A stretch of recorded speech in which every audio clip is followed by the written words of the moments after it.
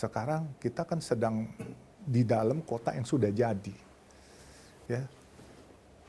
Kendaraan terproduksi terus, jalanan tidak terproduksi seirama. Nanti kita jangan pakai spanduk ya, pakai kalaupun mau LED aja digital gitu semua. Sebab spanduk itu juga sampah, bambu-bambunya, kain-kainnya itu kotor. Dia bilang, saya mau pensiun Bib, saya bilang.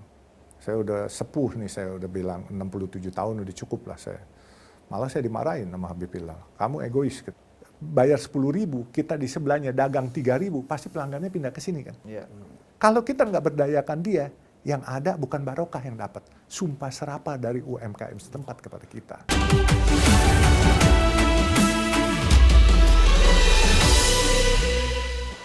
Oke Dinda, jumpa lagi di Kabinet Bayangan. Dan ya, ini Pak Presiden. suasananya agak berbeda kan, ada lukisan-lukisan, ada foto-foto. Ini baru benar-benar istana presiden beneran nih, lukisan-lukisan gini bos. Ya, dan ada berangkas juga nih belakangnya ya. Iya betul. Satu cita-cita kita ya yang punya, yang kita pernah cita-citakan itu adalah punya berangkas di kantor, di ruangan kita. Di ruangan. Ternyata setelah perjalanan waktu kita baru tahu ada yang di atas berangkas. Apa tuh? Mesin hitung uangnya dulu. Iya. Biasanya itu yang bisnisnya berhubungan dengan satuannya per kepala. Iya. Berapa per kepala Dinda? Iya. Jadi kalau apa namanya pernak-pernik di rumah Anda tuh Gucci, ya lukisan tuh wajar lah ya, atau apa pernak-pernik lainnya. Kalau konglomerat tuh pernak-perniknya berangkas ya. Itu juga ya. Dan sudah ada depan kita ya, The Great Baba Alun. Iya, Yusuf Hamka. Pak Yusuf Hamka. Panggilnya Baba Alun, Pak Yusuf Hamka, apa Pak Ucup? Apa aja boleh, enak-enak aja, yang enak aja pokoknya. Iya. Asal jangan dipanggil kejaksaan. Tapi yang bikin rame nih Pak Presiden kemarin, Babe Yusuf ini bikin kemarin gimana cara mengatasi macet. Ini rame banget Be. Ketika Babe ini bicara mengenai kita tumbuhkan lagi aja tol sampai tengah-tengah kota nih, sampai Bundaran HI, sampai Sudirman. Ini banyak banget yang orang yang merasa bahwa kayaknya ini nggak berpihak pada transportasi publik nih. Bukan mentah-mentah pengusaha jalan tol nih. Dan nggak berpihak kepada orang lemah. Nah. Kaum mustadafin, yang cilik. Iya. Udah jelas tuh. Berarti kalau mau maju pilkada udah nggak didukung oleh partai mustadafin dan partai wong cilik. Karena orientasinya bangun tol. Gini, yang bangun tol juga BUMD, bukan kami. BUMD yang punya tol. Karena kalau nggak BUMD, duitnya nggak akan keluar. Dan kemacetan ini kan tinggal tergantung pilihan. Kita kalau bangun tol pun di atas itu, transportasi publik itu di bawah. Di tol itu buat mobil-mobil yang 2000 cc ke atas kita kasih. Terus transportasi pemerintah, ya kayak misalnya busway, kita pindahin ke atas. Ya kan? Jadi di bawah jalannya juga cukup lebar lagi. Yang di atas ini diberikan transportasi yang benar-benar nyaman. Terus dia punya bus stopnya dibikin juga nyaman. Jangan bus stop yang panas, yang sumpek gitu.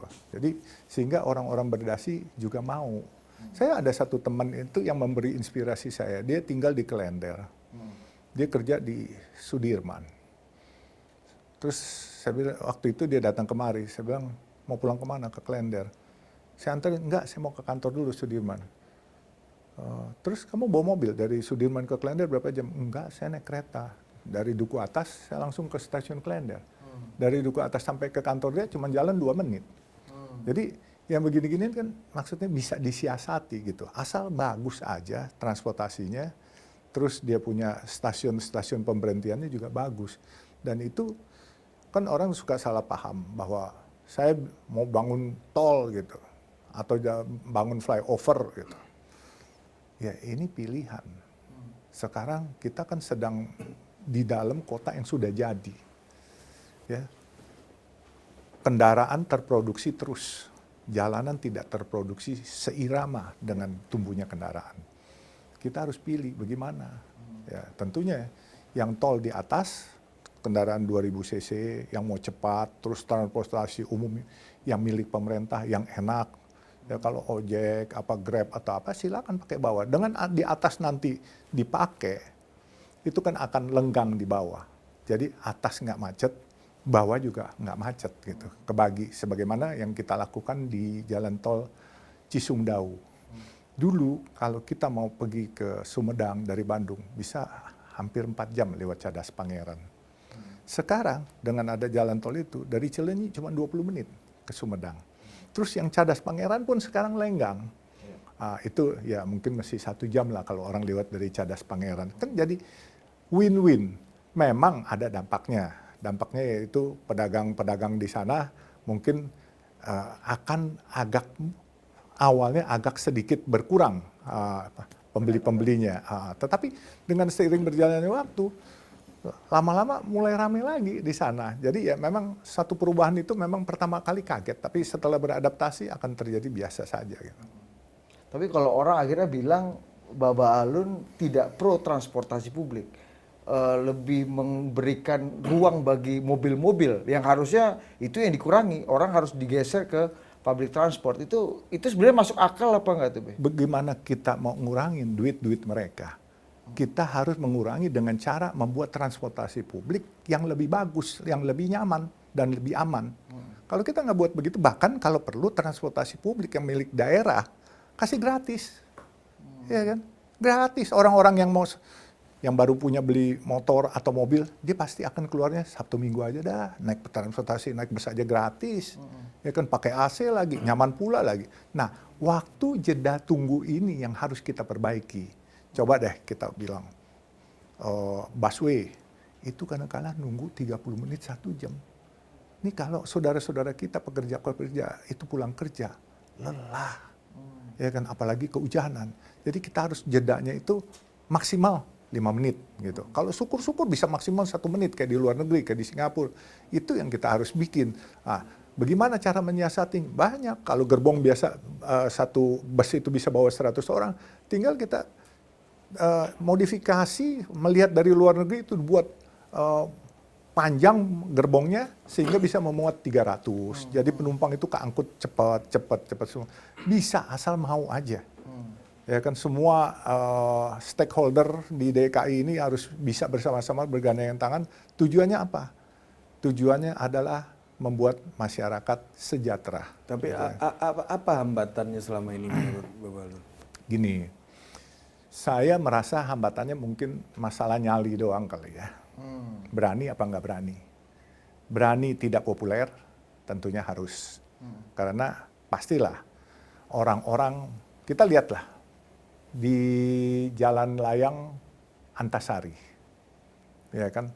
Pasti yang punya gedung akan marah. Waktu dibuat MRT aja di Panglima Polim akan marah, protes. Ya, kita tahan sama protes nggak? Ya kan? Masalahnya kita mau nyenengin orang per orang yang punya rumah atau mau orang banyak. Itu aja pilihannya. Kalau mau nyenengin orang per orang yang punya rumah atau kantor di situ ya kita nggak berani. Tapi kalau kita berpikir ini untuk kemaslahatan orang banyak, kita harus berani mengeksekusi program yang kita bikin gitu. Oh, buat Bapak Alun membangun tol di tengah kota, bahkan di pusat-pusat kota itu adalah kebijakan yang baik, tapi nggak populer sebenarnya dibanding. Nggak juga. Buat saya kalau orang bilang nggak populer, monggo aja. Tapi karena kalau pasti bisa diprotes orang kan. Iya, kalau bisa mengurai kemacetan.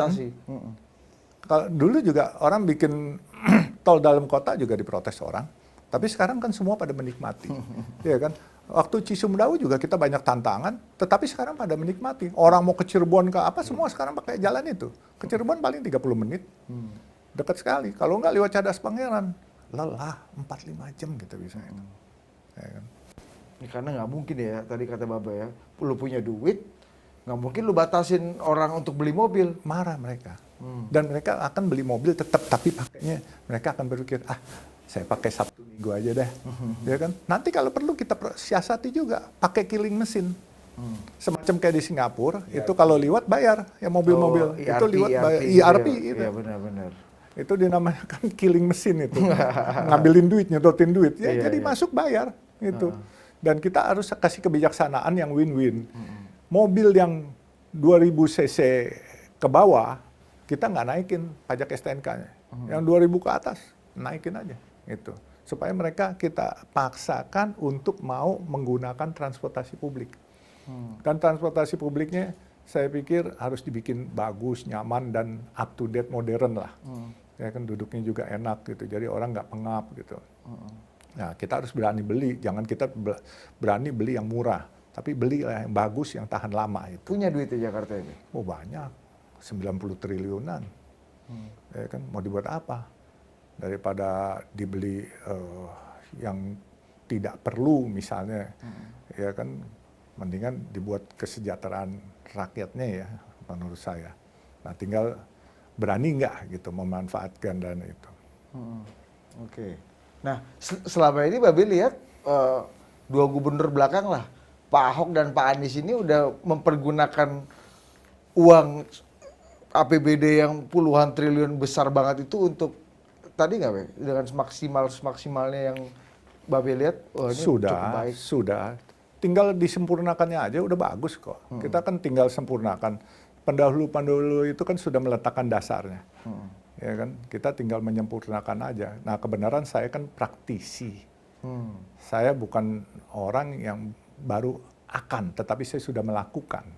Ya kan, jadi mungkin saya sedikit lebih paham daripada teman-teman. Nah, apa yang karena praktisi nih, Babe Yusuf nih, apa yang Babe lihat ini sebenarnya nggak efektif atau sebenarnya kurang pas nih, meskipun dianggap sebagai program yang populer gitu. Dalam rangka kemacetan. Misalnya Babe lihat ya, yang udah jalan nih. Enggak, saya tidak mau mengomentari masalah yang itu, tetapi saya bisa melihat bahwa mereka sudah bekerja maksimal, tetapi mungkin waktunya aja terbatas sehingga tidak cukup meneruskan programnya, sehingga saya yang bisa meneruskan.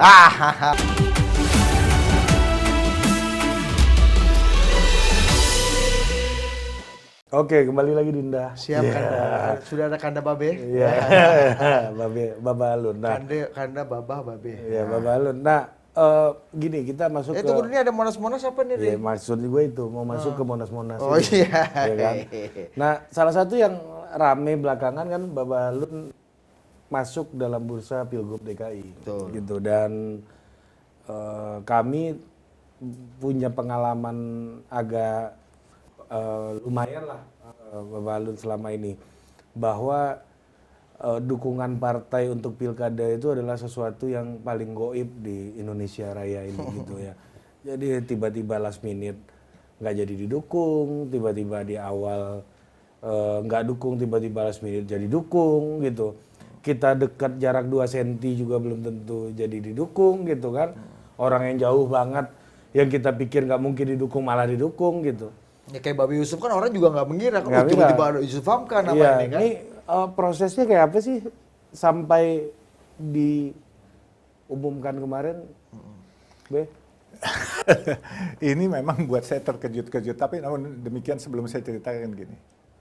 Ya kan tadi diceritakan yang didukung mendadak nggak didukung, mendadak didukung. Makanya Goib. bukan goib, jangan kagetan. Iya, jangan kagetan. Dan jangan GR gitu. Jadi juga kalau saya nothing tulus karena saya nggak minta. Saya nggak pernah minta jabatan itu. Tapi kalau jabatan itu datang sendiri dan setelah saya pikirkan kalau memang itu untuk kemaslahatan orang banyak, insya Allah saya akan lakukan. Buat saya dulu, saya selalu menceritakan kepada anak-anak saya, kamu harus jadi pengusaha. Jangan ikut politik. Ya, malah anti politik didikannya di rumah. Iya, saya bilang. Kenapa Be? Karena beda. Pengusaha itu mindsetnya besok kita makan apa. Kalau politikus itu mungkin besok kita makan siapa. Jadi bedanya. Kenapa ragu-ragu ente Be? Nggak ragu. Ada mungkin ini. Iya. Gak enak sama kawan ya. Nggak mungkin gitu. Tapi setelah saya melihat ini, saya terus langsung berpikir, oke, tambahin satu lagi. Apa tuh? Kalau saya masuk politik, kalau pengusaha besok makan apa, kalau politik adalah besok makan siapa, kalau saya misalnya disuruh berpolitik, besok saya kasih makan siapa. Itu jauh lebih baik kan. Karena selama ini program saya pun, saya memberi makan orang banyak. Dari 2018, 6 Februari sampai sekarang, warung nasi kuning saya masih eksis. Gitu. Jadi ya kembali proses tadi. Saya juga nggak ngerti, saya kebenaran kan diundang makan siang waktu itu di tempat Pak Menko Perekonomian, ngobrol-ngobrol-ngobrol. terus tanya, bagaimana kamu bangun apa sekarang? Saya bilang, saya bangun Harbor 2 Pak, sedang berjalan, sudah 35%-an kira-kira. Itu untuk mengurai kemacetan truk-truk yang dari pelabuhan kalau dia mau ke Pluit, mau ke Tangerang, itu selalu dari Priuk sampai Pluit aja itu bisa stuck 1 jam, 1 jam setengah. Macet sekali. Padahal jaraknya cuma 10 kiloan. Nah sekarang kita bangun di atas yang existing tol, yaitu namanya double decker gitu. Jadi kalau yang di tanah itu at grade, kalau di atas sedikit itu single decker, terus double decker. Nah itu 9,7 kilo, itu kita kayak MBZ gitu di atasnya gitu ya. Gitu. Nah itu nanti akan nyaman dari Priuk. Saya biasa kalau dari kantor saya sini mau ke Pluit 1,5 jam. Jadi nanti cukup 10. Iya, karena macet, stuck semua. Jadi makanya kita bikin dari atas, itu di atasnya lagi untuk yang langsung. Jadi nanti cukup 10 menit, 15 menit udah sampai di sana. Nah nanti setelah itu kita dapat lagi penugasan untuk membuat namanya jalan tol Plura, yaitu Pluit Bandara. Nanti kita di samping tol existing itu juga kita bikin terus masuk ke Cengkareng, terus keluar di airport situ, bandara. Jadi biar mempercepat. Kadang-kala di bandara juga simpang 3 peak itu juga macet kan kita. Kadang-kala ya sumpek juga. Jadi apalagi sekarang daerah perumahan peak 1, peak 2 kan sudah berkembang jadi. Dan populasi orang-orang yang ke sana terutama weekend penuh sekali sehingga macet di situ, kadang-kala macet total. Ya memang kita cobalah urai untuk pembuatan itu. Saya ceritakan semua sama Pak Erlangga hari itu. Terus saya pulang ke kantor sini, biasa habis makan saya pulang. Sampai di sini 1:30, saya dapat telepon dari ajudan, disuruh ke DPP. Jam 4 udah harus sampai. Iya, wah saya bilang, ini bisa 1 jam lebih. Saya langsung, udah saya tanda tangan surat-surat, yang surat-surat kantor, saya langsung berangkat. Sampai di DPP jam 4. Saya nunggu, saya juga belum tahu apa-apa. Tahu-tahu PSI datang, teman-teman Mas Kaisang datang, Pak Erlangga masuk ke kamar. Kami nunggu di luar. Terus ada beberapa teman yang bilang, selamat apaan gitu ya. Saya masih nggak, saya diam aja, saya duduk di belakang, saya nggak tahu apa-apa. Tapi disuruh pakai baju kuning gitu.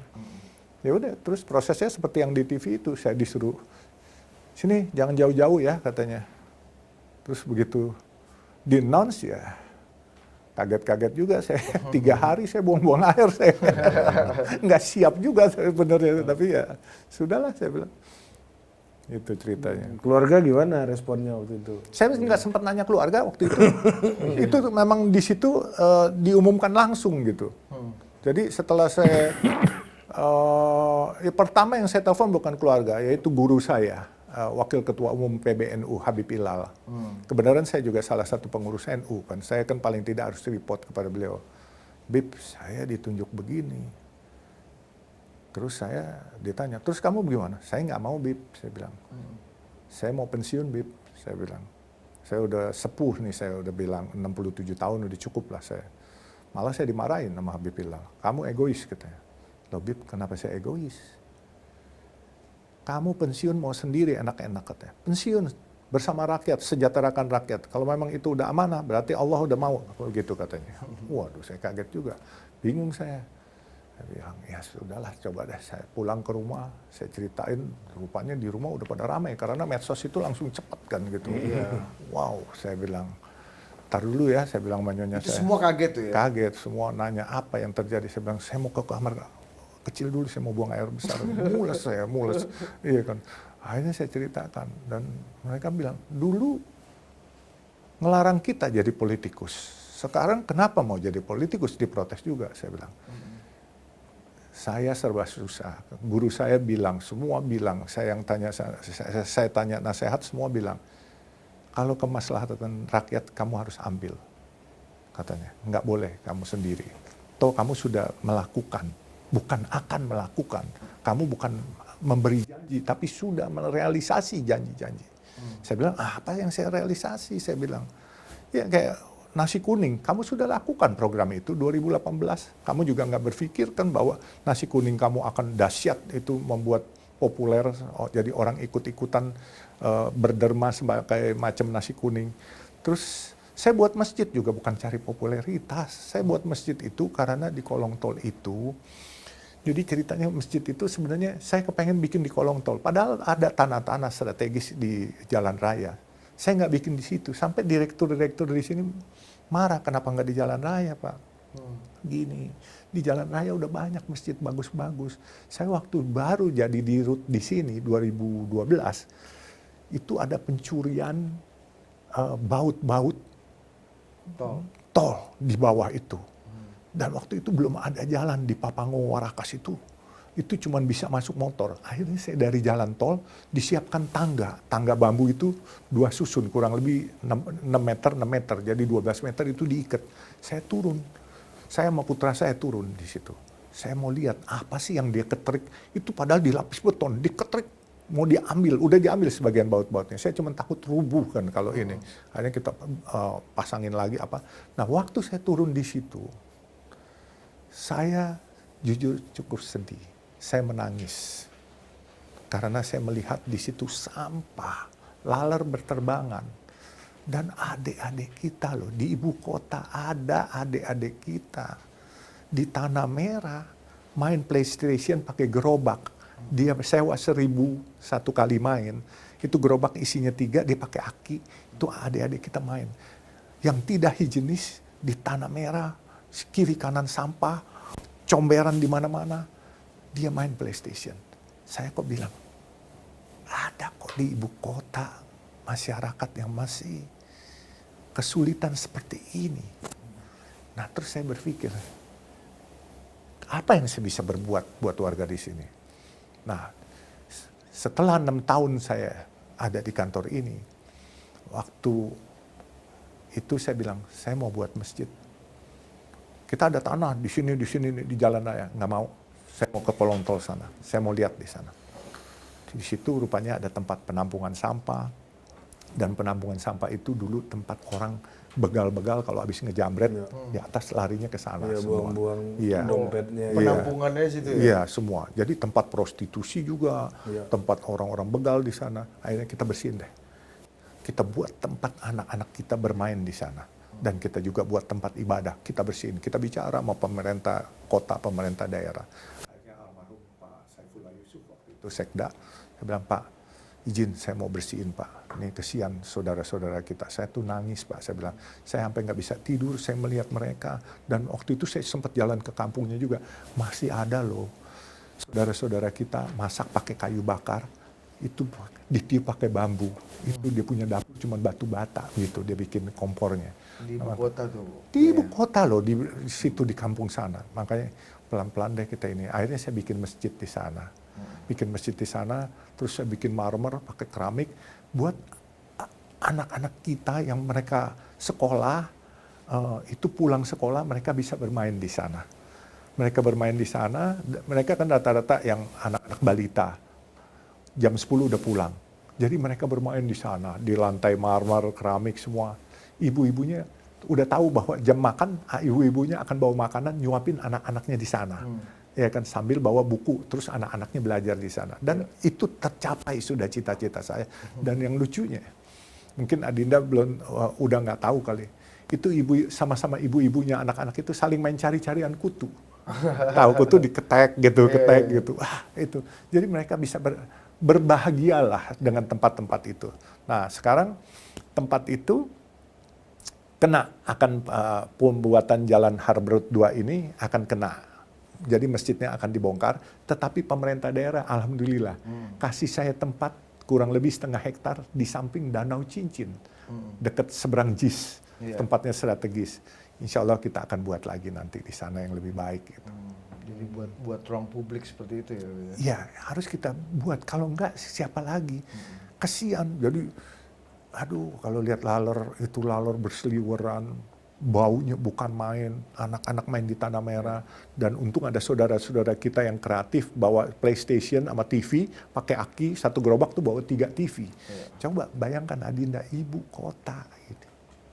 Ya kan? Jadi ya itu, tetapi bukan berpikir saya terus kepengen memperbaiki ibu kota harus jadi pimpinan ibu kota. Nggak berpikir ke sana. Ya, tapi kalau diperintah ya saya harus lakukan yang terbaik. Nah, tapi memang apa yang Bapak Alun lakukan inilah yang menjadi dasar menurut Bapak Alun sendiri ya, yang menjadi dasar penugasan dari Partai Golkar ini. Saya pikir itu kali yang mereka amatin. Karena tadi saya kan barusan juga makan sama beliau, terus memang ada beberapa tokoh DPP Golkar, terus di bawah di tangga lobi saya sempat tanya, apa sih dibalik ini semua sebenarnya? Begitu cepat. Nggak cepat katanya. Udah 3 bulan kami bicarakan Pak Yusuf katanya. Oh udah 3 bulan. Kenapa nggak bilang-bilang? Oh nggak boleh bilang-bilang katanya. Ya sudah.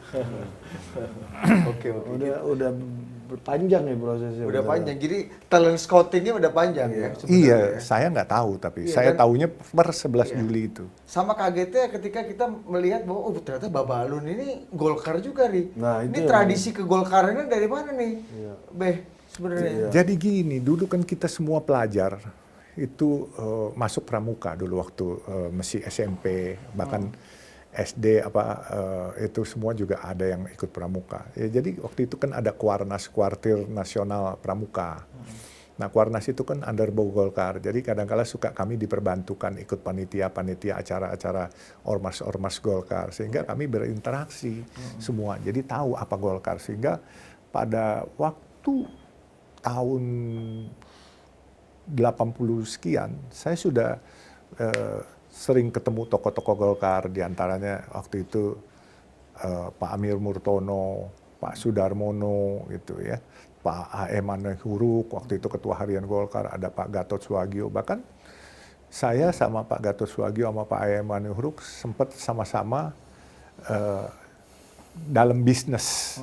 Beliau komisaris dan dirut saya, Pak Gatot Suagio sebagai dirut di perusahaan kayu saya, Pak Mani Huruk sebagai komisaris utama di perusahaan kayu saya. Ya beliau banyak mengajarkan soal kebangsaan lah kepada kami. Itu Dari aja. situ udah menjadi Golkar sebenarnya. Udah lama sebelum. Sudah. Saya sudah Golkar karena semua waktu itu partai ya cuma ada 3 kan. Golkar, P3, PDI. Oke. Gitu. Jadi ya kami pas kebenaran di sekolah-sekolah ya berkiblatnya ke Golkar, ya harus ikut Golkar.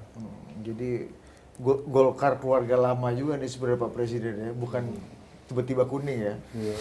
Oke, kita break dulu. Kita akan kembali lagi gali ceritanya Bapak Alun bisa sampai kemudian mendapatkan surat rekomendasi jadi Gubernur DKI. Tetap bersama kami Adinda.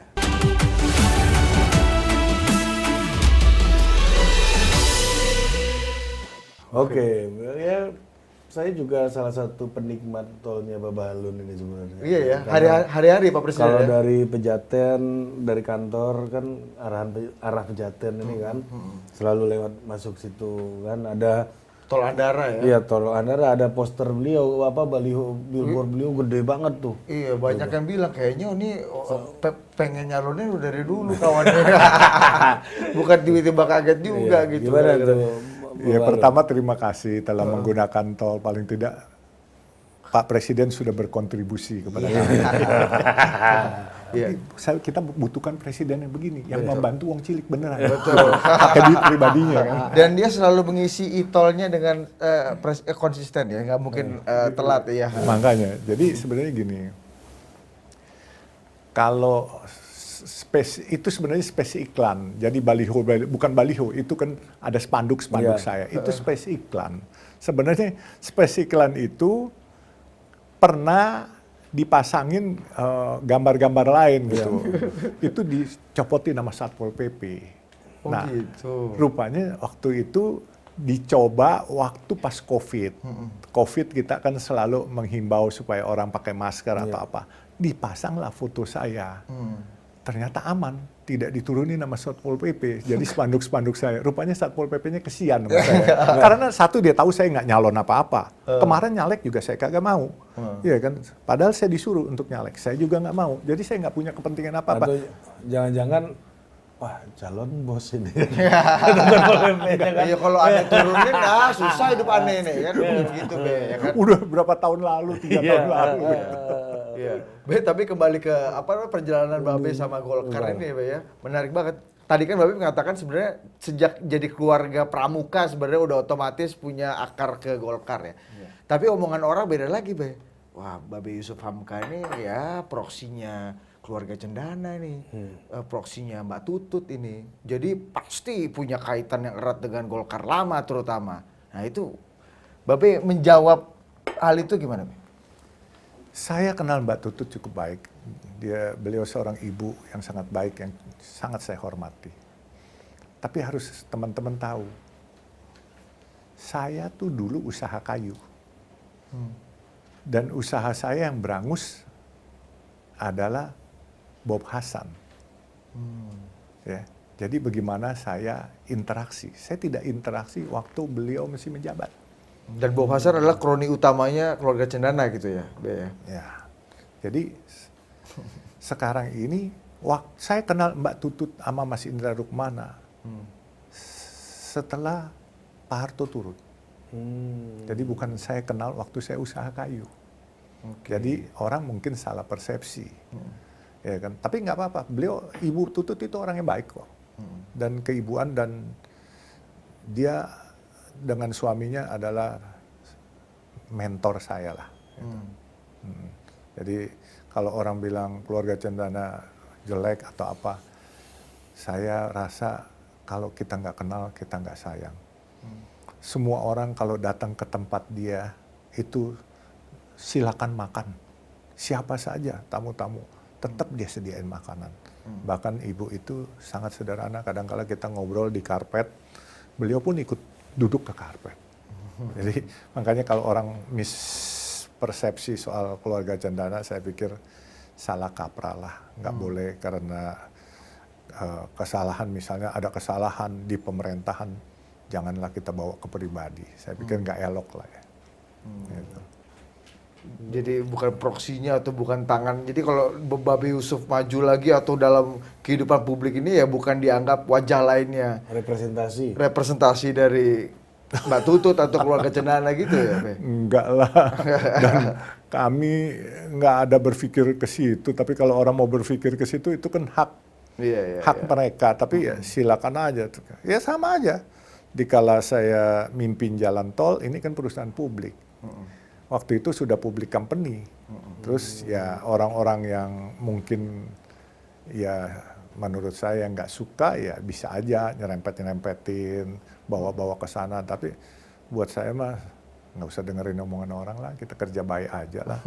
Tahu buktinya kalau saya proksi keluarga A, B, C, D, tentunya saya pasti dibantuin dong. Ini saya aja pontang-panting, usaha ini utang kiri, utang kanan saya.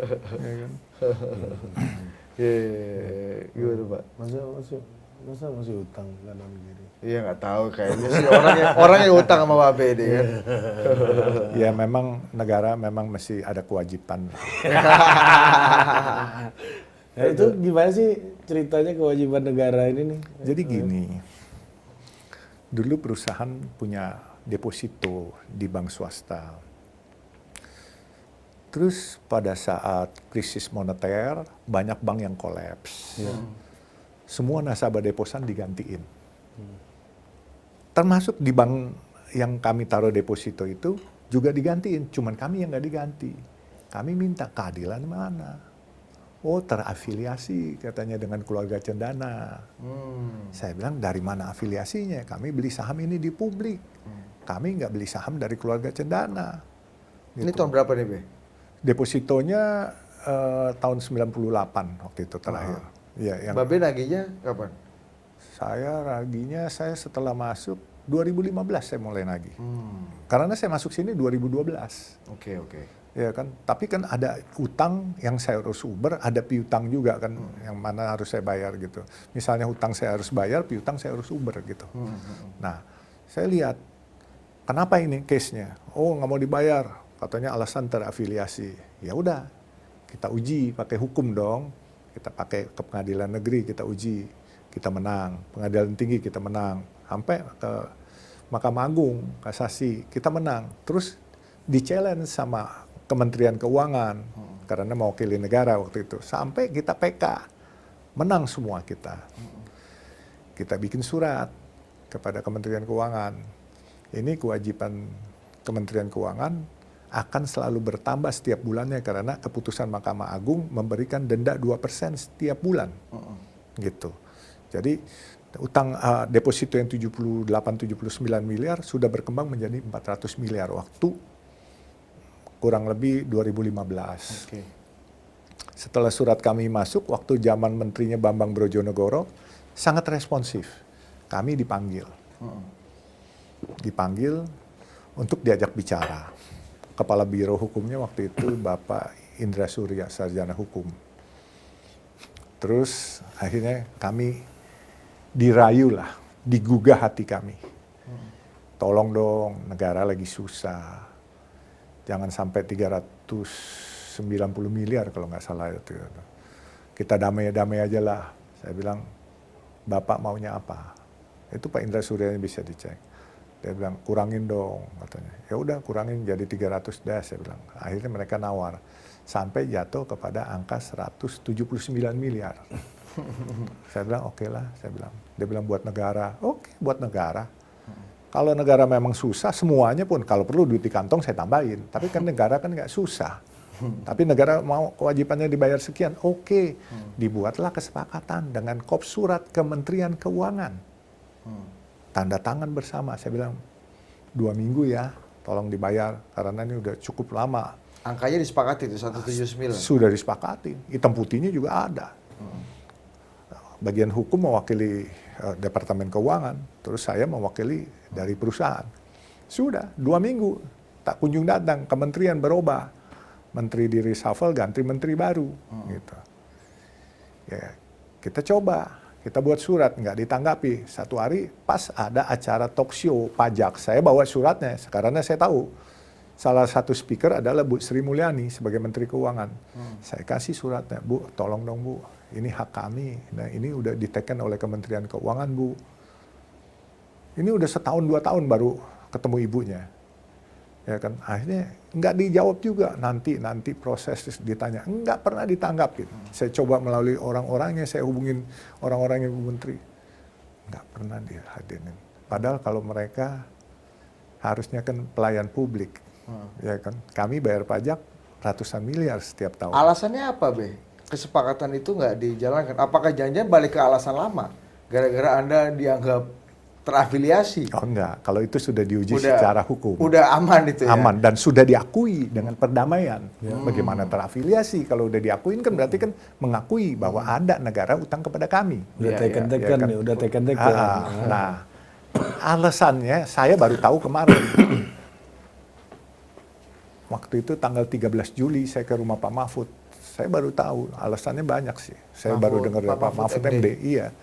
Kan saya sengaja datang ke Pak Mahfud MD. Saya bilang, Pak Mahfud, ini belum dibayar. Tapi saya dengar informasi, berita-berita, gosip-gosip di medsos, Bapak pernah menegur Kementerian Keuangan sebelum Bapak berhenti ya Pak, saya bilang. Bapak bilang kepada Kementerian Keuangan, pejabat negara yang merugikan negara akibat tindakannya tidak membayar membayar hutangnya, kemudian negara didenda 2% per bulan, ini sama dengan korupsi. Oleh sebab itu harus dibayar paling lambat bulan Juni. Kalau enggak, nanti bisa kena tindakan pidana korupsi. Saya memperjelas kepada Pak Mahfud, Pak benar nggak sih Pak berita? Benar-benar, saya yang suruh buat dan saya yang diktein suratnya katanya. Kepada siapa bagian hukumnya Menko Polhukam. Itu. Jadi Pak Mahfud pun juga mengatakan benar. Saya bilang, Pak saya cuma mau klarifikasi itu. Ya tapi sekarang saya sudah tidak menjabat, saya nggak bisa bantu lagi, silakan kamu urus sendiri. Ya Pak, saya ngerti, saya cuma klarifikasi. Dia masih tanya, emang belum dibayar? Lalu beliau ceritakanlah, bukan kamu aja. Terus aja Haji Tamin, kalau nggak salah orang dari Aceh yang biasa dulu tahun 65, dagang sama Malaysia, tahu-tahu asetnya dibekukan. Padahal dia tidak ada urusan sama Malaysia, waktu kita ganyang Malaysia atau apa tuh nggak ada urusan. Sampai sekarang dibekukan, nggak dibayar. Gitu. Nah, akhirnya saya waktu itu ada teman lawyer di situ juga ikut. Dia bilang kita mau judicial review. Saya bilang judicial review apa? Terus kita diskusi. bahwa negara ini harus setara dengan warga negara. Kalau warga negara tidak bayar pajak, kalau punya utang kepada negara, barangnya bisa disita. Nah, kita mau judicial review supaya barang negara juga bisa disita oleh warga negara, katanya. Selama ini kan nggak boleh undang-undangnya. Oh, saya bilang sama lawyer saya, apa iya bisa? Ya kita coba, katanya. Oh ya silakan aja, saya bilang. Saya nggak mau itu ikut-ikut dah. Kalau memang bisa ya, berarti kan bagus juga ada kesetaraan lah, hak-hak warga negara sama negara sama. Kalau kita nggak bayar pajak, rekening bisa diblokir, apa semua segala macam. Iya. Sekarang negara nggak bayar, ingkar janji, udah janji, ingkar janji. Terus kita bisa apa? Nah kemudian Pak Mahfud menceritakan lah sekilas. Saya bilang, Pak, kira-kira boleh tahu nggak dasarnya apa? Mereka nggak mau bayar. Ya pada takut ngambil resiko aja katanya. Ya itu, makanya nyali juga. Makanya jadi pemimpin harus ada nyali. Kalau nggak ada nyali, mending jadi rakyat biasa kan gitu. Kalau jadi presiden harus punya nyali dong, bos. Makanya bayangan aja nih. Bayangan aja. Jadi nggak bernyali nggak apa-apa ya. Nggak apa-apa. Iya, Bu. Ini meskipun relasinya Menko Perekonomian dan Ketum Golkar sendiri ya nggak bisa membantu juga selama ini ya, Be ya? Ya, itu. Atau Babe yang nggak minta bantuan kali Saya ya? nggak minta bantuan sama itu Menko dia kali ya. Perekonomian, takut konflik of interest. Karena saya nguber Pak Mahfud, minta bantuan sama Pak Mahfud. Beliau adalah penguber utang BLBI, Iya, Satgas iya, BLBI. iya. Ada ininya Dan ya. BLBI bisa diuber, masa piutang nggak dibayar gitu. Saya kan cuma simpel aja. Ternyata Pak Mahfud itu orang yang responsif. Dan dia tanggapin. Dan saya bilang, Pak, kalau saya fitnah, saya dihukum aja, Pak. Terus bilang kan, waktu itu begitu beritanya naik, Yusuf Hamka yang punya utang sama negara BLBI. Saya kan bilang, saya ganti 1 triliun kalau saya punya utang BLBI. Tapi kalau ternyata nggak benar, ganti saya 1 rupiah. Enak nggak tuh 1 triliun sama 1 rupiah? Enak kan? Oh, tapi itu artinya apa? Tahu nggak Pak Presiden? My value is 1 triliun. Ya kan? Yang bohong 1 rupiah. Gitu aja kan. Nggak mau ngejar margin di sini nih, Babe kan? Buat apa? Kita nggak ngejar margin, bos. Kita cuma mau bawa kejujuran. Jadi aparat negara ya harus abdi masyarakat, harus abdi publik dan harus jujur, terbuka. Kalau dia nggak jujur, main tuduh-tuduh orang. Kalau saya jadi pejabat itu, bos, kalau saya bohong gitu, udah terlontar terus ternyata kicep gitu, malu bos. Saya pasti udah bisa lompat dari gunung, bos. Ini masih bisa peluang untuk negosiasi lagi nggak nih angkanya sama negara sekarang, Bah? Saya udah kirim surat hari itu, saya nggak mau negosiasi. Angka 179 pun saya nggak mau. Saya harus kembali sesuai hukum. Udah balik lagi? Sudah dong. Saya somasi 2 kali, 3 kali saya bilang batal deal kita. 179 pun saya nggak mau. Makanya saya minta angka 800 miliar. Oh. Naik lagi. Iya. Ini- Bertambah terus loh. Sama loh. Saya nggak bayar pajak, saya didenda 2%, tidak ada ampun. Iya, iya. Kan fair-fairan aja dong. Be, ini nggak takut jadi obstacle nih kalau memang betul-betul Anda running ya, jadi gubernur gitu. Ini nggak takut jadi piutang politik yang bisa mengganggu pencalonan dan kandidasi Anda nih, Be? Nah, buat saya kan pencalonan itu saya diminta. Iya kan, hak dan kewajiban saya meminta. Iya kan, kan ada negara mempunyai kewajiban, saya itu kan beda perusahaan. Iya kan, Iya, ini iya. bukan pribadi. Ya nggak bisa dong dikait-kaitkan dengan pribadi. Tapi kalau warga meminta, negara percaya ya. Tapi ini Saya ikut running. logika Bapak Alun ini sama kayak ini nih. Kalau pesawat yang telat kita tungguin, tapi kalau kita yang telat kan ditinggal pesawat juga, Pak. Oke, kita break dulu. Rinda. Kita break dulu. Iya. Adit.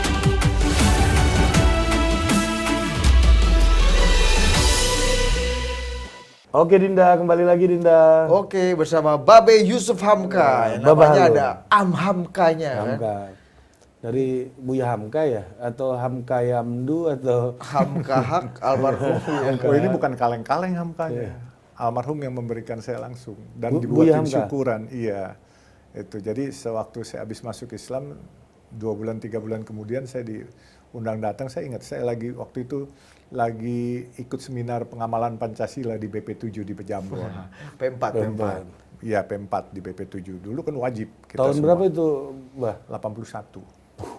Itu wajib memang Bapak ini PNS atau Enggak, apa? saya waktu itu masih Ketua Departemen Kehutanan Kadin Jaya. Oh, Kadin.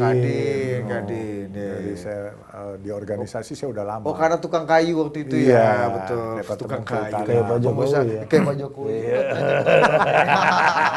Dari Kang Kayu. Tapi nasibnya nggak sebagus Pak Jokowi. Belum, Oh belum, iya. belum sama belum.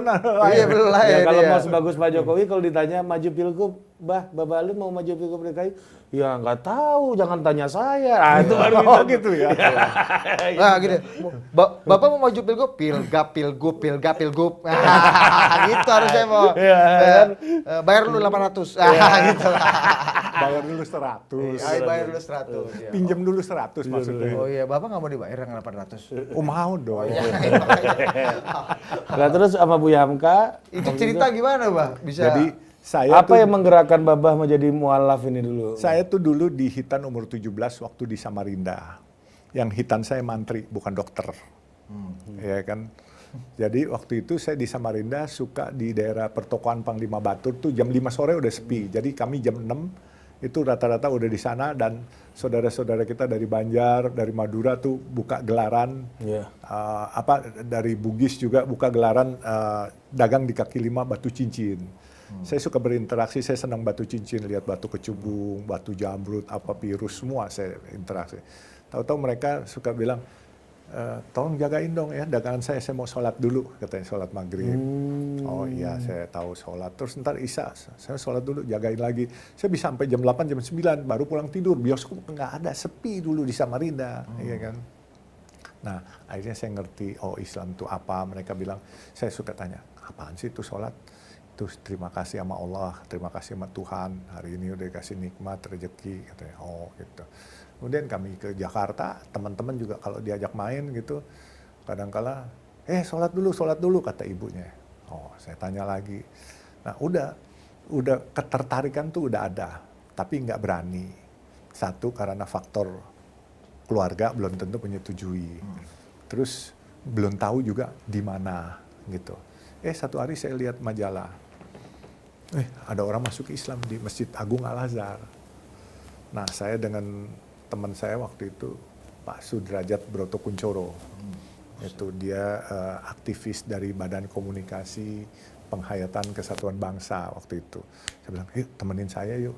Akhirnya ketemu di sana Ustadz Zaini, sekretaris Masjid Agung Al-Azhar. Terus dibawalah saya ke sebelah, ke rumah Buya Hamka, Raden Patatiga nomor 1.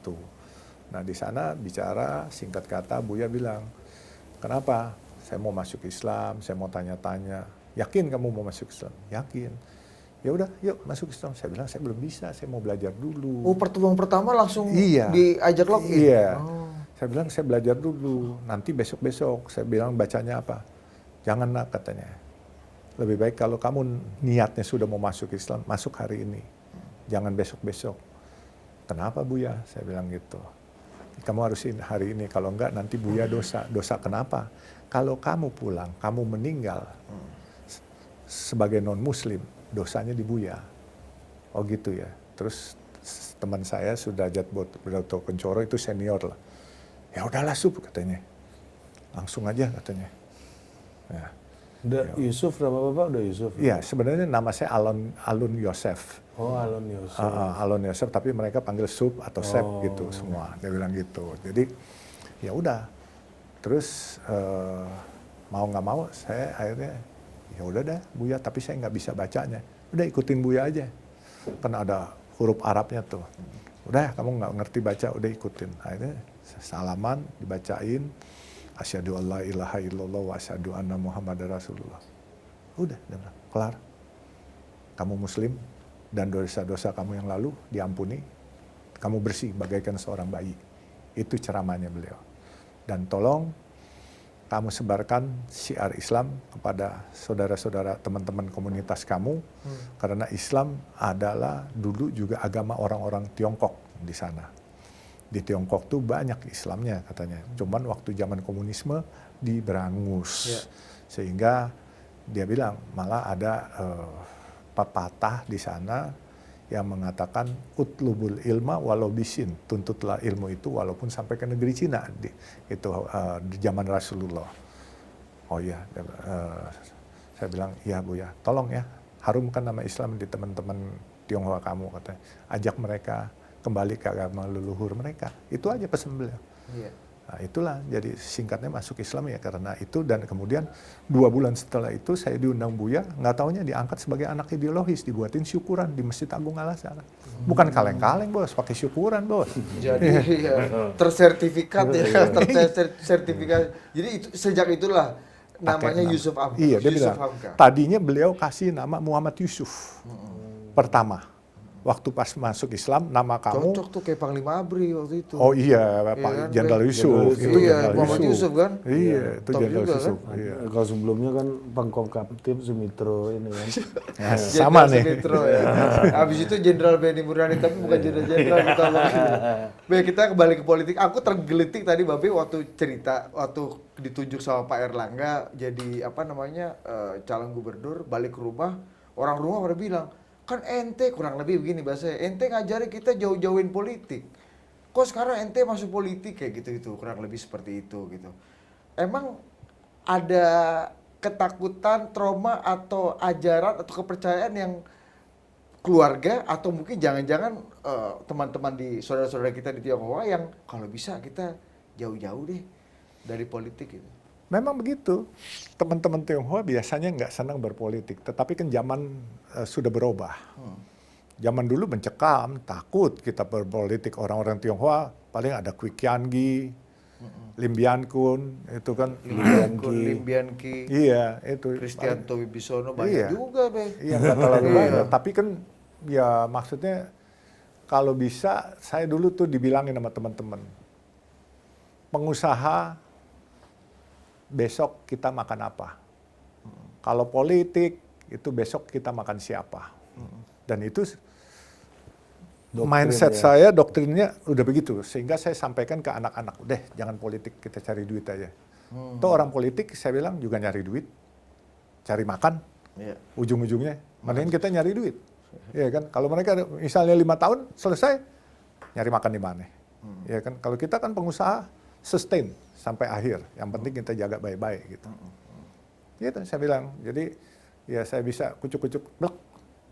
Akhirnya ya saya bilang sama keluarga, ya mungkin Allah menakdirkan saya kalau pengusaha kita besok makan apa, kalau dibilang lagi politikus besok kita makan siapa, kalau Baba Alun masuk politik besok Baba Alun kasih makan siapa. Iya kan, karena saya udah punya program kasih makan orang dari 2018 6 Februari sampai sekarang. Iya. 6 year and 6 month. Iya kan. Tapi- Saya bukan akan, saya sudah melakukan. Iya. Makan siang gratis ini kan. Bukan gratis, subsidi. Subsidi. Enggak. 7.500. Kalau gratis, kita monopoli. Iya. Monopoli sadakoh. Nah, menurut Oh Bapak iya, ini benar. program Monopoli makan sedekah. siang bergizi gratis ini gimana dari Pak Prabowo? Bagus-bagus aja kan. Jajan terinspirasi dari Bapak Ibu. Oh enggak juga. Enggak juga, Atau tapi jadi subkonnya nanti kan. Kontraktor dari. Spesialis nasi kuning ya. kalau saya beli dari warung UMKM setempat, saya nggak boleh pakai catering. Jangan lupa Adinda, ya kan, kalau kita memberi makan subsidi, kita mau mencari barokah. UMKM atau warung Tegal setempat, Iya. dia berdagang, dia mencari nafkah untuk uang anaknya sekolah. Kalau biasa pelanggan dia bayar 10.000, kita di sebelahnya dagang 3.000, pasti pelanggannya pindah ke sini kan. Iya. Kalau kita nggak berdayakan dia, yang ada bukan barokah yang dapat, sumpah serapah dari UMKM setempat kepada kita. Babe ini ya petuahnya aja beriman ya, bukan barokah tapi sumpah serapah. Iya. Udah kayak Najwa Shihab Babe lama-lama gue lihat. Makanya kita manfaatkan si UMKM, suruh jaga. Dia 10.000, oke kita bayar 10.000, tapi dagangin 3.000 sama warga-warga yang termarginalkan, 7.000-nya kami subsidi. Dia tinggal bilang berapa orang hari ini kita bayar. Nah, jadi si kaum duafa happy, UMKM happy, kita dapat barokahnya, semuanya everybody happy. Dan itu udah dilakukan ya, Pak ya? Bukan akan-akan ya? 6 tahun, 6 bulan, saya sudah melakukan, dan bukan untuk pencitraan. memang niatnya memang untuk berbagi kebaikan. Efeknya pencitraan kan nggak bisa dikontrol. Iya, Babe pasang muke di depan tol aja kan efeknya dianggap orang mau Iya, nyolong. padahal Gitu kan, space iklan kan. Iya. Kan di bawahnya ada space available kontak nomor sekian. Betul iya, tapi orang ngerasa, oh paten juga nih Babe deh kan. Rezeki anak soleh, bos. Iya. Be, tapi kalau bicara politik, Jakarta ini kan kita tahu di pilkada terakhirnya, apalagi Babe orang Tionghoa, itu ada trauma-trauma juga kita Be, soal politik identitas ini. Nah, Babe nggak takut ada Nggak ngerasani lah. iya, nggak ngerasani, nggak merasa bahwa ini mungkin akan menimpa gua juga nih gini-gini gitu. Gimana Be? Gini, Atau Babe nggak merasa ada politik identitas selama ini? saya bukan. Politik identitas ada yang dimainkan. Tapi kan saya berasa kalau saya turun, ya mudah-mudahan saya juga nggak membawa identitas. Saya cuma tes market. Buat saya Golkar telah meletakkan satu tatanan yang luar biasa untuk anti diskriminasi. Saya bukan siapa-siapa, saya seorang Tionghoa dan saya tidak diminta apa-apa. Saya disuruh maju, surat instruksi kepada saya adalah Cagup dan Cawagup. Sebelumnya cuma Cawagup waktu 11 Juli. 18 Juli begitu saya datang, tambah terkaget-kaget Cagup dan Cawagup. Jadi Golkar ini sesuatu yang luar biasa, dia berani meletakkan satu dasar, tidak diskriminasi, dan tidak ada perbedaan apapun, maju. Dan sambil tes market juga. Dan ternyata reaksi masyarakat, nggak ada yang rasis, nggak ada yang sara, welcome. Ya kan? Saya pikir sesuatu yang bagus karena tambah dewasa. Nah berpolitik itu kan harus dewasa. Berpolitik itu bertanding bukan main pukul-pukulan terus jadi musuh. Bertanding untuk bersanding. Ya kan? Siapa yang menang, ojo ngasoraki, ya kan? Kepada yang kalah. Dan siapa yang menang, ya kalau bisa mengakomodir yang kalah gitu kan. Kalau yang kalah ini kan ya siap. Misalnya saya kalah, saya siap jadi penasehat teman-teman yang lain. Iya. Ya kan kalau politik identitas siapa semua? Pak Anies kawan saya, Pak Ahok kawan saya. Kita masih komunikasi kok, nggak ada masalah, semua teman lah. Dan saya juga ibaratnya nggak bertanding juga nggak apa-apa kok, ya kan? Berteman aja. Jadi kalau kami kalah, kami siap jadi penasehat teman-teman yang lain. Tapi kalau kami menang, mohon beri kami nasihat. Itu aja kan, sama kan, enak kan. Dibawa enak aja, namanya pesta demokrasi. Ya kan, jangan pakai kenceng-kencengan. Ya. Iya dong. Iya. Nah, tapi apa yang membuat politik identitas itu jadi menakutkan, Pak? Ya karena itu kan dibentur-benturkan. Yang satu berasa, wah bawa agama. Yang satu bawa karena minoritas atau apa. Ya kan dibentur-benturan begini. Tapi insya Allah lah, kalau saya yang turun tentunya kita ini Pak sebenarnya tergantung kitanya sendiri. Di mana bumi dipijak, di situ langit dijunjung. Ya kan, itu aja. Kita mesti bisa bawa diri. Kalau kita bawa diri, insya Allah baik kok semua. Rakyat Indonesia ini rakyat yang paling santun, paling baik, paling legowo. Percayalah mas saya. 5 tahun lalu apa yang bikin situasinya jadi super panas Nggak banget Be? legowo, ya. Nggak legowo dan nggak ini apa Be? Kalau Ya. anamnesa Babe ini? Ini misunderstanding kali masing-masing pihak. Jadi maksudnya ya kita lihat sekarang kan mulai makin dewasa. Dan 5 tahun lalu juga waktu 2016-17 itu saya ikut bantu menetralisir situasi. Saya datang dan saya nggak ada masalah kayak teman-teman yang dianggap anti pemerintah, saya juga bersahabat berteman. Tapi pemerintah melihat saya kan, saya cuma bersahabat demi dakwah, demi mengharumkan nama agama, udah nggak ada apa-apa. Dan saya nggak ikut politik-politikannya.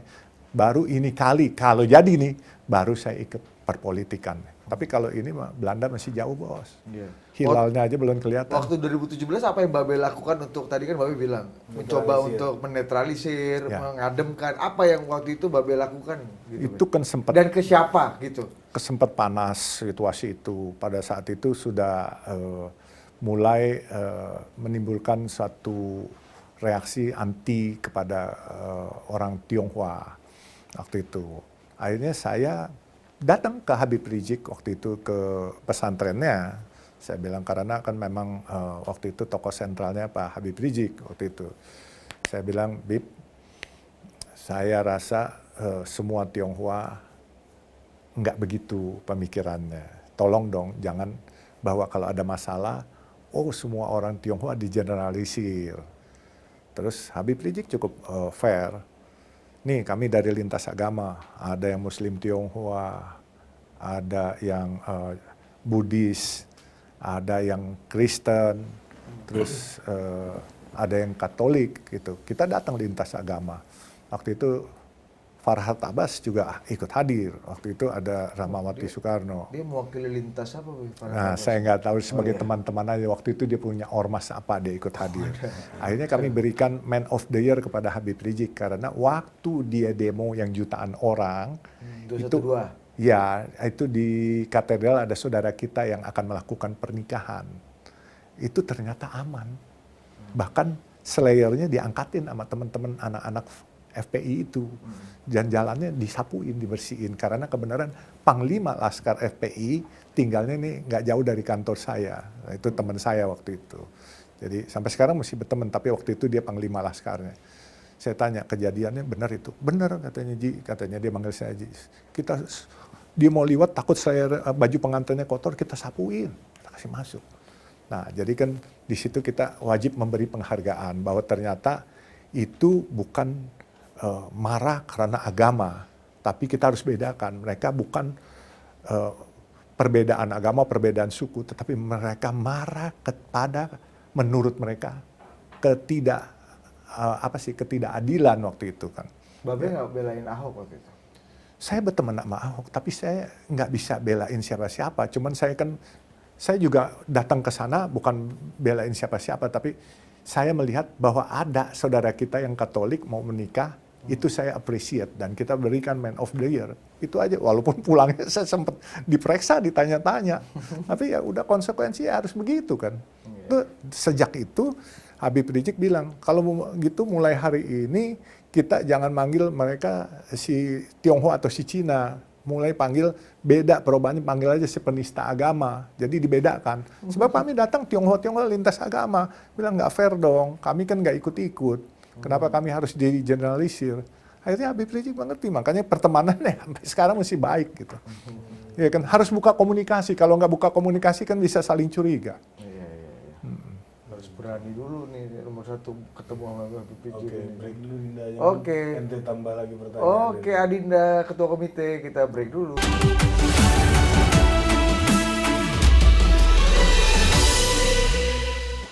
Oke, kembali lagi kita di wawancara bersama.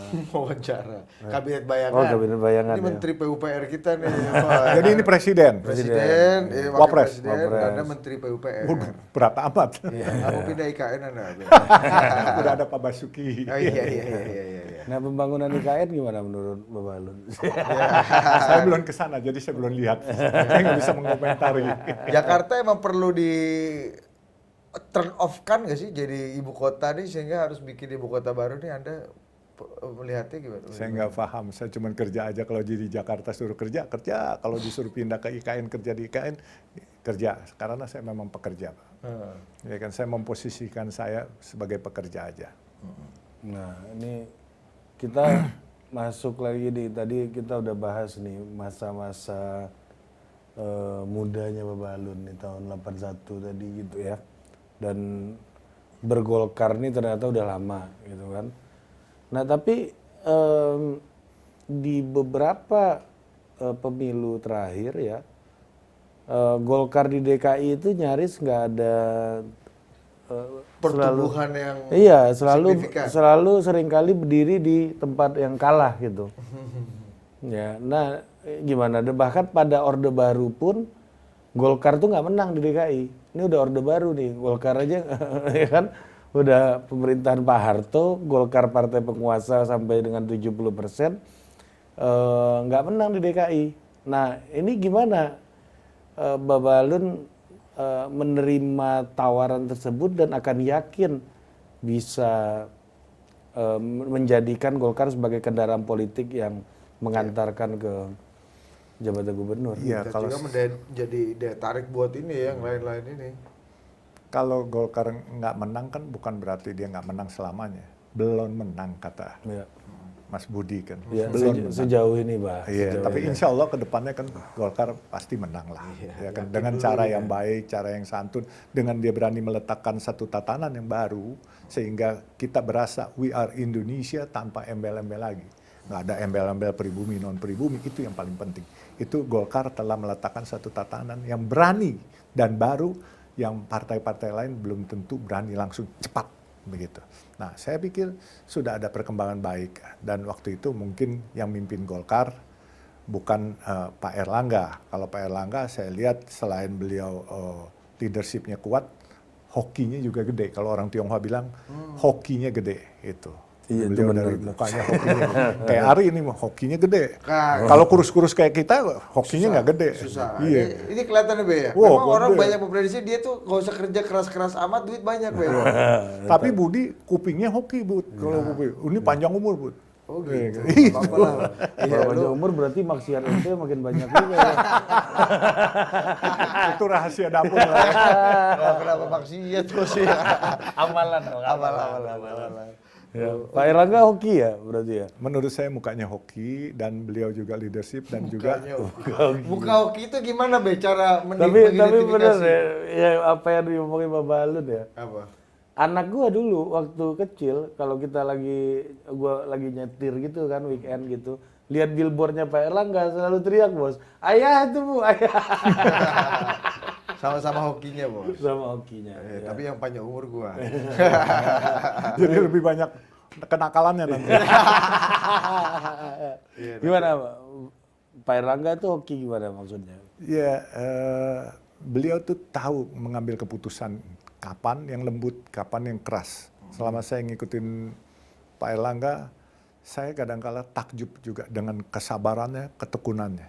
Dan beliau orang yang loyal kepada atasannya, kepada sahabatnya, itu yang luar biasa. Dan loyalitas dalam persahabatan buat saya itu penting. Kalau kita nggak punya loyalitas, susah. Saya nggak suka. Makanya saya bilang, saya masuk politik nih salah apa enggak sih?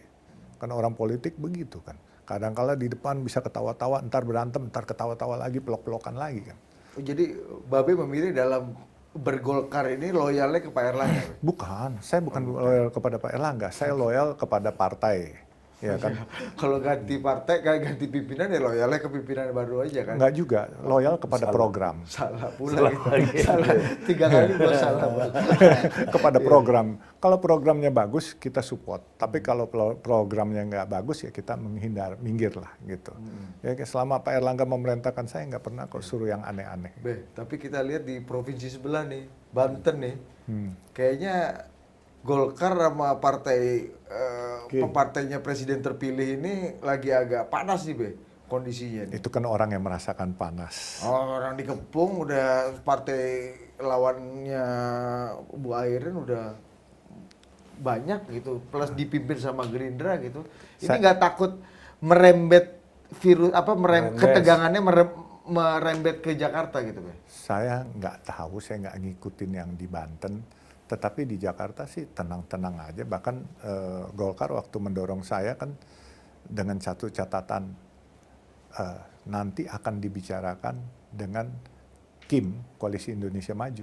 Itu. Jadi saya baru diinstruksikan loh. Ini jangan salah. Saya baru diinstruksikan sebagai bakal cagup dan bakal cawagup. Bukan ditetapkan. Ya kan. Lain kalau ditetapkan nanti hasil survei dan juga partai koalisinya cukup enggak. Itu. Makanya jangan GR dulu lah kita. Sampai sini pun udah jagoan ini Be. Iya. Menyodok dari tengah ini kan Babe kan. Saya Iya, bola buntah ini Be kan. Kemelut depan gawang ini. rezeki anak soleh. Ya. Tapi gini Pak, salah satu isu yang juga diumumkan, ini belum ditetapkan ya. Itu Babalun akan berpasangan dengan anak presiden, Mas Kaisang gitu. Itu kebenaran isu itu sejauh apa itu, Mbak? Pertama, kalau Mas Kaisang turun ke sini, saya disiapkan untuk membantu tugas-tugas Mas Kaisang nanti kalau memang menang sebagai gubernur di sini. Karena saya kan praktisi, saya bukan teori lagi, saya sudah melakukan gitu kan kerjaan-kerjaan infrastruktur baik di Jakarta maupun di Jawa Barat maupun di Jawa Timur. Jadi mungkin Pak Erlangga berpikiran gini, yang muda tentu harus ditandem dengan yang senior, yang lebih berpengalaman sehingga tugas-tugasnya itu, coba lihat deh, Pak Jokowi sama Menteri PUPR, kan lebih senior Menteri PUPR. Pak Ma'ruf Amin. Pak Ma'ruf Amin juga bisa kan. Pak Jokowi, Pak Ma'ruf Amin, Pak Jokowi, Pak JK lebih senior semua wakilnya. Iya, tapi kan bisa kerja. Bisa. Iya kan, buktinya baik-baik aja. Dan bahkan kalau kita melihat bahwa misalnya menata kota harus seorang tata kota, enggak, seorang tukang kayu lebih cepat eksekusinya, kan hebat kan. Maksudnya Pak Jokowi? Iya. Oh iya. Iya kan, yang bisa bikin realisasi MRT siapa? Iya, kan LRT siapa? Bosnya tukang kayu ya. Iya. Iya kan sama, saya tukang kayu juga, cuman rezekinya nggak seperti Pak Jokowi. Ya itu tadi saya sarankan biar rezekinya sama, kalau ditanya mau maju nggak? Ya pilgub gitu. Kalau Pak Jokowi gitu dulu, Iya. Pak Copras, Capres, gak mikir, gitu be. Tapi Babe udah dapet Super Semar nih dari Golkar. Super semua. Itu ini nggak, kan nggak boleh kita berdiam diri juga kan, harus juga melakukan lobby kanan kiri. Rekom, ya kan? Iya, Babe ini kan udah prarekom ini kan Super Semar prarekom ini udah dapet. Babe juga menjalin komunikasi nggak sama partai-partai lain untuk seriusin dapat dukungan dari mereka? Tanggal 18 saya dapat surat itu, sekarang tanggal 22. Saya belum kemana-mana tuh, santai-santai aja, nggak ada juga membentuk relawan, nggak juga masang baliho, nggak usah ngapa-ngapain. Nah, nggak serius dong berarti? Bukan nggak serius, saya nggak GR. Tunggu dulu dong, surveinya kan belum. Surveinya belum. Terus belum ada kepastian Mas Kaisang turun ke sini. Ya kan, masih antara Jawa Tengah atau Jakarta. Ya kan, saya kan ditandemin sama Mas Kaisang nantinya. Ya kan, padahal saya sih bisa aja, ikut siapa aja bisa. Saya memposisikan saya kayak kunci Inggris. Jadi bautnya ukuran 5 inch, 8 inch, 10 inch saya bisa dipakai. Mau 2 inch, 1 inch bisa. Bisa gitu. ya? Iya, jadi sama Mas Anies pun nggak ada oke nggak kalau masalah. diajak? Saya nggak ada masalah. Tergantung partai maunya saya kemana. Sama Pak Ahok? Saya nggak ada masalah semuanya. Saya teman semua baik, komunikasi baik, bahkan Tetap juga Ahok Babalun nih kan? Ahok belum tentu komunikasinya bagus sama Bapak Ali kan belum tentu kan. tapi secara pertemanan nice, quite nice. Pak Ahok quite nice. Berapa kali datang ke masjid saya, 2 kali di masjid Babalun Desari, 2 kali juga ke rumah saya. Kita sebagai teman ngobrol-ngobrol. Sejak jadi gubernur udah kenal belum ya? Sama Bapak? Belum. Saya waktu dia jadi gubernur saya baru kenal. Gitu. Dan beliau menurut saya ya mungkin cukup komunikatif, cuman mungkin persoalan-persoalan yang lain sehingga membuat beliau tidak komunikatif dengan yang lain, ya itu saya nggak ngerti gitu. Kalau sama temen seperti saya datang ke kantor, malah saya disuruh duduk depan sini di samping dia gitu. Waktu itu saya belum kenal. Gitu. Di podcast-podcast terakhir Pak Ahok tuh merasa dan mengatakan bahwa beliau sudah berubah sekarang, udah bisa. Itu yang pernah beliau ceritakan sama saya. Ya, pengendalian diri dan macam-macam lah. Itu yang beliau Bapak pernah lihatnya ceritakan. Betul. Banyak berubah, lebih wise, lebih dewasa. Ini kan orang akan berubah seiring dengan berjalannya usia dan pengalaman-pengalaman. Atau sandungan-sandungan yang dia alami. Saya juga pernah ngalamin. Makanya saya bilang, waktu beliau ceritakan, saya bilang, benar. Dan dia bilang, dia untung dia ditahan. Kalau dia nggak ditahan, dia nggak akan jadi sabar begini. Itu Pak Ahok bilang. Dia tahu bahwa di atas langit ada langit. Ya kan? Itu aja.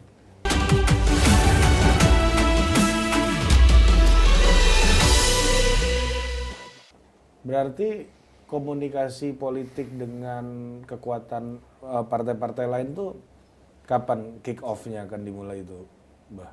Saya kan nggak boleh GR. Kan saya bilang, waktu saya ditanya, apa pendapat saya? Innalillahi wa innalillahi rajiun. Itu aja. Ini tugas yang berat. Dari Allah pasti punya rahasia memberikan tugas ini kepada saya. Kan nggak kucuk-kucuk datang.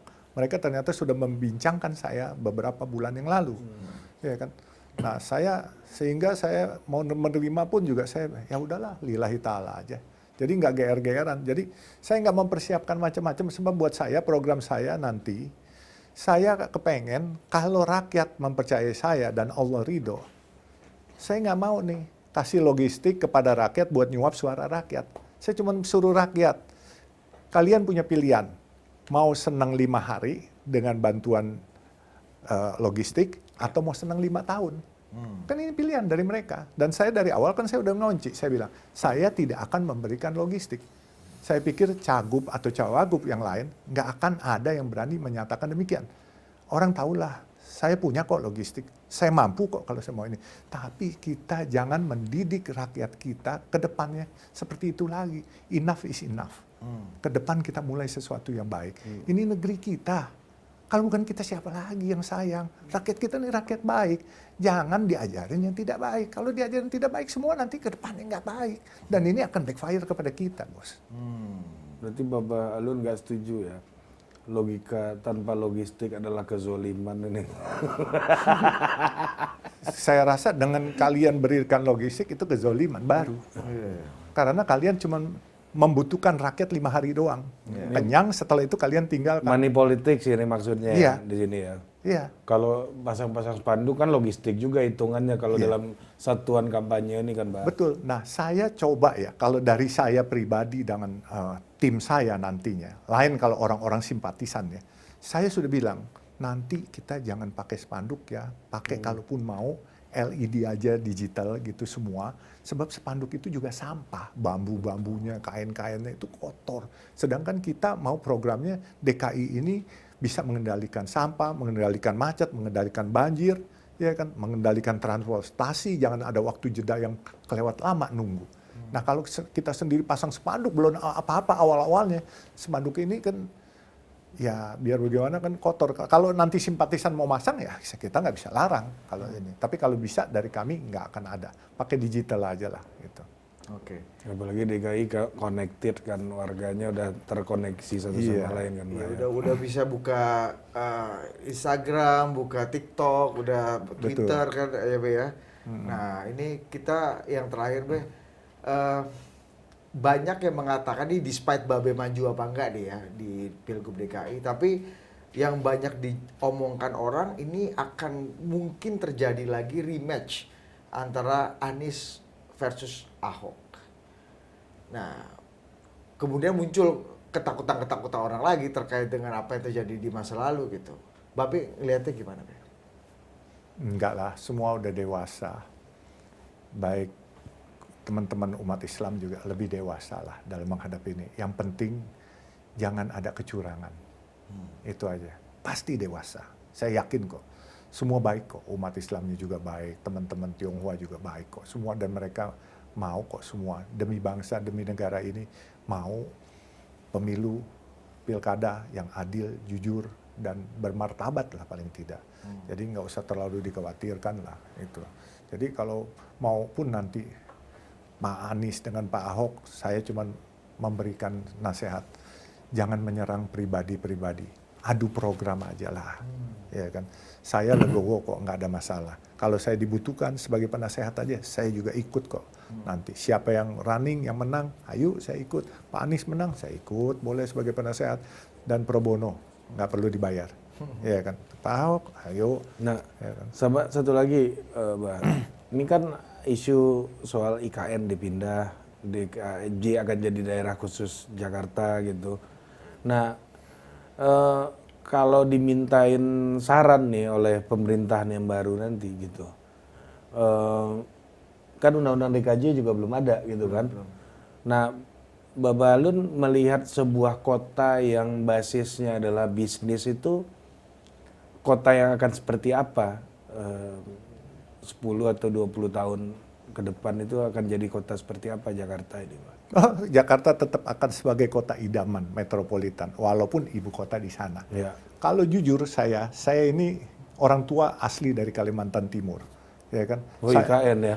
Iya, itu dulu Pasir Panajam tempat main saya waktu kecil, ya kan? Jadi itu makanya saya bilang, saya bangga juga bahwa IKN ibu kota negara di daerah Kalimantan Timur. Di kampung iya, di Bapak kampung ayah saya semua, ibu saya sana. Dan bahkan saya lebih main di hulu lagi, di Hulu Mahakam, di Kampung Damai saya sama Longiram sana. Jadi makanya saya bilang, IKN akan menjadi ibu kota negara dan Jakarta tidak bisa tergantikan. Ibu kota negara di sana, tetapi kota bisnis, kota metropolitan tetap akan Jakarta. Itu. Apa yang harus diperhatikan oleh presiden yang baru nanti menurut Bapak Alun untuk memastikan cita-cita itu dapat terwujud gitu? Ya, presiden yang baru kan harus menjadi pemimpin buat semua rakyat. nggak bisa buat partainya sendiri. Dan saya pikir presiden yang baru lebih tahulah beliau apa yang akan dilakukan. Beliau cukup mengerti, apalagi beliau seorang jenderal perang yang tangguh waktu zamannya. Dan saya juga mengenal beliau cukup oke. Ya, mudah-mudahan beliau diberi kesehatan, panjang umur, bisa menjalankan program-programnya. Apalagi ke depan kan juga dibantu dengan mantan presiden yang ada, kan tentunya bisa berbagi pengalaman gitu. Oke, terima kasih. Pak Balun, dan kita doakan semoga lancar-lancar semuanya. Semoga lancar-lancar, termasuk jalan tolnya juga lancar ya, nggak macet ya, Be. Utangnya Ya. dibayar lancar. Itu kita tidak boleh berpendapat meskipun ya ada setuju. Ya. Terima kasih, Be. Masih. Jumpa lagi di Assalamualaikum Kabinet Pelayanan warahmatullahi wabarakatuh. selanjutnya. Terima kasih, Adinda.